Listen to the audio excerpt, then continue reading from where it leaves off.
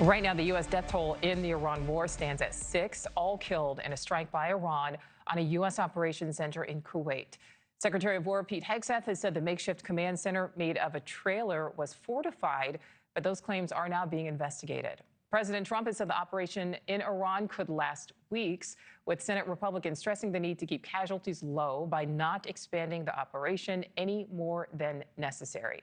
Here at home, the expectation that this war could last weeks has military families bracing for a long stretch of uncertainty ahead, as military strikes aren't just news headlines, but are extremely personal with real-life consequences. NewsNation's Jessica Cartelia is live for us in New York. Jessica, lots of anxiety for these families. Absolutely. And we're here in Times Square, Nichole. This is the military recruiting center behind me here, which is always a very busy place. But all military members are under what is known as highest level of security attack, which is Bravo, right? Which basically means that an attack is imminent or forthcoming. And as tensions escalate, you can imagine how these parents and spouses of military personnel feel. We spoke with one. Take a listen.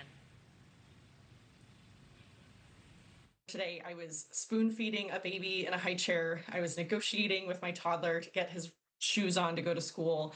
And in the midst of the multitasking parenting that lots of folks understand, I was also refreshing my phone to make sure I was staying on top of the latest news and how it might impact us. At least 555 people have been killed in Iran. The Pentagon confirmed 6 American troops have also lost their lives.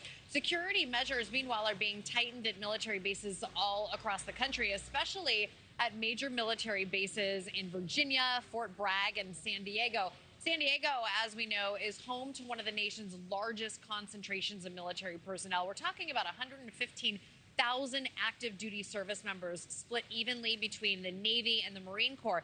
It's also where the USS Abraham Lincoln is based, and that's the ship that led attacks on Iran.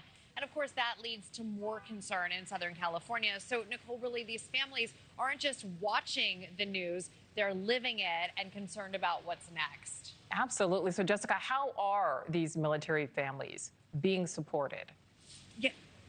Well, we have spoken. There are a number of different military support groups and networking groups that help families in situations like these. They're offering counseling, they offer support, emergency assistance. Sometimes it's in the form of food or finances. If maybe a spouse has to go to work or quit their job temporarily while a loved one is overseas. We spoke with the director of Blue Star Families. Here's what she said. So Blue Star Families does a range of things to help military families, and we invite everyday Americans to do their part and join us and help us with that. We do mentorship. We have a lot of young families for whom this is their first combat deployment. That's very scary. We're partnering them up with more experienced military spouses who have been through this before to help walk them through that.